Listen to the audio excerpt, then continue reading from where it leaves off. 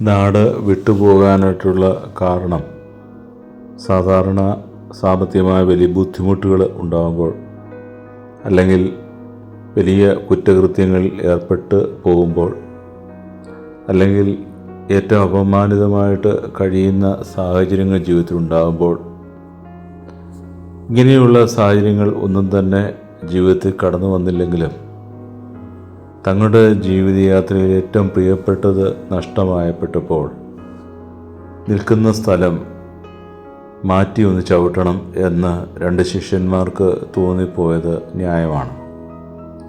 അങ്ങനെയാണ് ആ 2 ശിഷ്യന്മാർ ജെറൂസലേമിൽ നിന്ന് 60 സ്താദിയോൻ അകലെയുള്ള എമ്മാവൂസ് ഗ്രാമത്തിലേക്ക് പോകുന്നത്.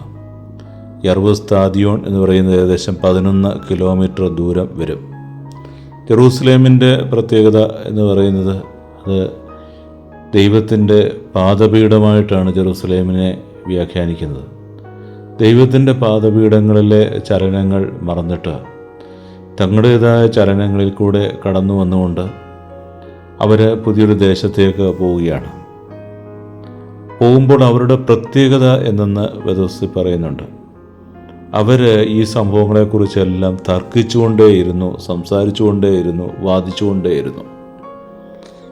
ഇത് ജീവിതയാത്രയെ നിരാശയുടെ തലങ്ങളിൽ നമ്മൾ തന്നെ നമുക്ക് ഉള്ള പ്രശ്നങ്ങൾക്ക് ഉത്തരം കാണാൻ ശ്രമിക്കുമ്പോൾ അതെപ്പോഴും തർക്കങ്ങളിൽ മാത്രമേ ചെന്ന് ചേരുകയുള്ളൂ. മറിച്ച് നമ്മുടെ ഒപ്പം യാത്ര ചെയ്യാൻ മനസ്സാകുന്ന ദൈവത്തെ തിരിച്ചറിയുമ്പോൾ മുതലാണ് തർക്കങ്ങൾ അസ്തമിക്കുകയും ദൈവം പറയുന്നത് കേൾക്കുവാനായിട്ട് നമ്മുടെ കാത് കൂർപ്പിച്ച് നമ്മളായിരിക്കുകയും ചെയ്യുന്ന അവസ്ഥ. അപ്പോൾ കർത്താവ് അവരോട് ചോദിക്കുകയാണ്, നിങ്ങൾ എന്തിനെപ്പറ്റിയാണ് സംസാരിക്കുന്നത്? അപ്പോൾ അതിലെ ഒരാൾ ചോദിക്കുന്ന കർത്താവിനോടും ഒരു തർക്കചോദ്യമാണ് ചോദിക്കുന്നത്. ഈ ദിവസങ്ങളിൽ ജെറുസലേമിൽ നടന്ന സംഭവങ്ങളൊന്നും അറിയാത്ത അപരിചിതനാണോ നീ? വീണ്ടും ഒരു തർക്കചോദ്യമാണ്. കാരണം ഹൃദയം നിറയെ വേദനയും നിരാശയും ദുഃഖമൊക്കെ ഇരിക്കുമ്പോൾ നമ്മൾ പുറത്തേക്ക് പ്രചരിപ്പിക്കുന്നതും പ്രവഹിപ്പിക്കുന്നതും അത് തന്നെയായിരിക്കും. ഉദാഹരണമായിട്ട് നമ്മുടെ കൈ ഒടിഞ്ഞിരിക്കുക എന്ന് വെക്കുക. ഒരാൾ വളരെ സ്നേഹത്തോടെ വന്നിട്ട് നമുക്ക് ക്ഷയിക്കാൻ തന്നാലും നമ്മളവിടെ ശകാരിക്കും. അതിൻ്റെ കാരണം എന്ന് പറഞ്ഞാൽ നമ്മുടെ ശരീരത്തിന് അത്രയും വേദനയുള്ള സമയത്ത് അദ്ദേഹം സ്നേഹത്തോടെ തരുന്ന സ്പർശനം പോലും നമുക്ക് വേദന ഉളവാക്കുന്നു. അതുപോലെ ഹൃദയം വേദനിച്ചിരിക്കുന്ന അവസ്ഥയിൽ ഏതൊരു ചോദ്യവും അവരെ ദേഷ്യം പിടിപ്പിക്കുകയും അവരെ അതിനോടെല്ലാം മറുതിരിച്ച് നിൽക്കുവാൻ പ്രേരിപ്പിക്കുകയും ഒക്കെ ചെയ്യുന്ന ഒരു സാഹചര്യം കൂടിയാണ് കടന്നു പോകുന്നത്. അപ്പോൾ അവർ നസ്രായനായ യേശുവിനെക്കുറിച്ച് സംസാരിക്കുന്നു. അപ്പോൾ കർത്താവ് അവരോട് സംസാരിച്ചു തുടങ്ങുന്നത് ഭോഷന്മാരെ എന്ന് വിളിച്ചുകൊണ്ടാണ്. ദൈവത്തിൻ്റെ വചനങ്ങൾ അവർക്ക് അറിയാം, പ്രവചന മൊഴികളിൽ പറഞ്ഞിട്ടുള്ള കാര്യങ്ങൾ അവർക്കറിയാം. ഇതെല്ലാം പറഞ്ഞിട്ടുണ്ടെങ്കിലും അവർക്ക് ദൈവത്തെ പൂർണ്ണമായി അറിയാൻ തക്കവണ്ണം അവരുടെ ഉൾക്കണ്ണ് തുറന്നിട്ടില്ല, വിശ്വാസത്തിൻ്റെ തലം വർദ്ധിച്ചിട്ടില്ല. അവർക്ക് വിശ്വസിക്കത്തക്ക രീതിയിൽ അനേകം കാരണങ്ങൾ അവിടെ ഉണ്ടായിരുന്നു. അവരുടെ കൂട്ടത്തിലുള്ള സ്ത്രീകൾ അവരെ വിസ്മയിപ്പിച്ചു. അവർ കല്ലറയിൽ അവൻ്റെ ശരീരം കണ്ടില്ലെന്നും ദൂതന്മാരുടെ ദർശനമുണ്ടായെന്ന് പറഞ്ഞു എന്നൊക്കെ അവർ പറയുന്നുണ്ട്. അതുപോലെ കൂടെ ഉണ്ടായിരുന്നവർ കുറേ പേർ പോയിട്ട് സ്ത്രീകൾ പറഞ്ഞതുപോലെയൊക്കെ കാര്യങ്ങൾ കണ്ടുവെന്നും ഒക്കെ പറയുന്നുണ്ട്. പക്ഷേ ഇതൊന്നും അവരുടെ ജീവിതത്തിൻ്റെ അവിശ്വാസങ്ങളുടെ കല്ലുകളെ നീക്കുവാൻ പര്യാപ്തമായിട്ട് മാറിയില്ല.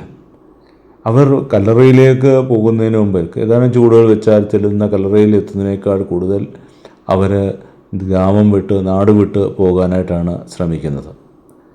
ഇവിടെ കർത്താവ് വ്യാഖ്യാനിച്ചു കൊടുക്കുന്നു വിശുദ്ധ ലിഖിതങ്ങൾ.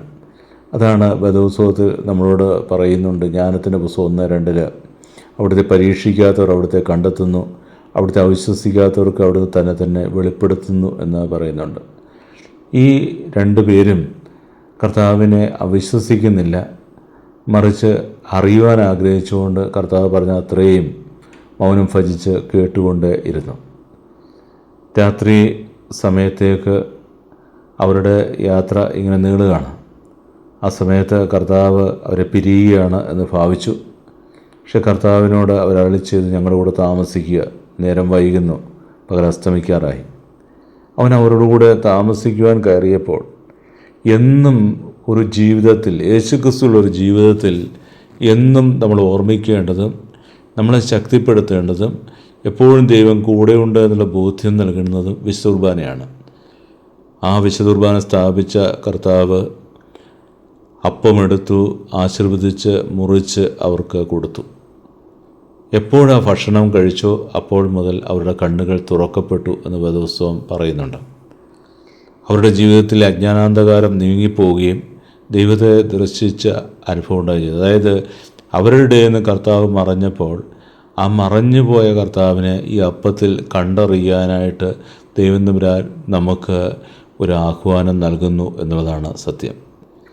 ഈ അപ്പം സ്വീകരിച്ചപ്പോൾ നമ്മൾ കാണുന്നുണ്ട്, യൂദാസ്കറിയോത്തയുടെ ജീവിതത്തിൽ അപ്പം സ്വീകരിച്ചപ്പോൾ ഉടൻ തന്നെ അവൻ പുറത്തിറങ്ങി കൂട്ടായ്മ വിട്ടിട്ട് പോയി, അവനിൽ പിശാച് പ്രവർത്തിച്ചു എന്ന് വേദപുസ്തകം പറയുന്നെങ്കിൽ ഇവിടെ അപ്പം സ്വീകരിച്ചപ്പോൾ ഉടൻ തന്നെ ഈ രണ്ട് സഹോദരങ്ങളും ആലോചിക്കുന്നത് തിരിച്ച് കൂട്ടായ്മയിലേക്ക് പോകണം എന്നുള്ളതാണ്. നമ്മുടെ ദേവാലയ കൂട്ടായ്മ പലരും എന്തെങ്കിലുമൊക്കെ നിസ്സാര കാര്യങ്ങളെ ചൊല്ലി വിശുദ്ധ കുർബാനയിൽ നിന്നും അകന്ന് ജീവിക്കുകയും വർഷങ്ങളോളം വിശുദ്ധ കുർബാന സ്വീകരിക്കാതെ കടന്നു പോവുകയും ഒക്കെ ചെയ്യുമ്പോൾ നമ്മൾ ശ്രദ്ധിക്കേണ്ടതാണ്, കർത്താവെ, എൻ്റെ ഹൃദയത്തിലേക്ക് നീ വചനം വ്യാഖ്യാനിച്ചു തരണം. നീ എൻ്റെ ഹൃദയത്തിൽ അവിടുന്ന് ഇടപെടണം. പരിശുദ്ധാത്മാവിൻ്റെ ശക്തി എൻ്റെ ജീവിതത്തിൽ തരണം. അപ്പോൾ മാത്രമേ എനിക്ക് കൂട്ടായ്മയുടെ സന്തോഷം അനുഭവിക്കുവാനായിട്ട് കഴിയുള്ളൂ. കൂട്ടായ്മയിലേക്ക് തിരികെ വരുവാൻ തക്കവണ്ണം ഇടംവലം തിരിയുമ്പോൾ ഇതാണ് നിൻ്റെ വഴിയെന്ന് പറയുന്ന പരിശുദ്ധാത്മാവിൻ്റെ സ്വരം കേൾക്കുവാനായിട്ട് കഴിയുള്ളൂ. സാത്താൻ ഒരുക്കുന്ന ഏറ്റവും വലിയ കെണിയാണ് വിശുദ്ധ കുർബാനയിൽ നിന്ന് നമ്മളെ അകറ്റി നിർത്തുക എന്നുള്ളത്. അതിൻ്റെ പ്രധാന കാരണം ഇതാണ്, ആരെന്നെ ഭക്ഷിക്കുന്നു അവൻ മരിച്ചാലും ജീവിക്കും എന്ന് കർത്താവ് പറയുന്നുണ്ട്. കർത്താവിനെ ഭക്ഷിച്ചു കഴിഞ്ഞാൽ കർത്താവ് നമ്മൾ ജീവിക്കും, ജീവനായ കർത്താവ് നമ്മളിൽ വസിക്കും. അതൊരിക്കലും സാത്താന് ഇഷ്ടമല്ല. സാത്താൻ മരണത്തിൻ്റെ ആളാണ്.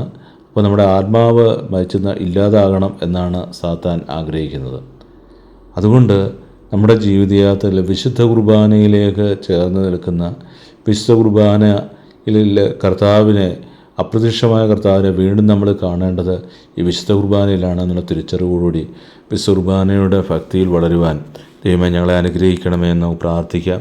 ദൈവം നമ്മളോട് കരുണയാകട്ടെ.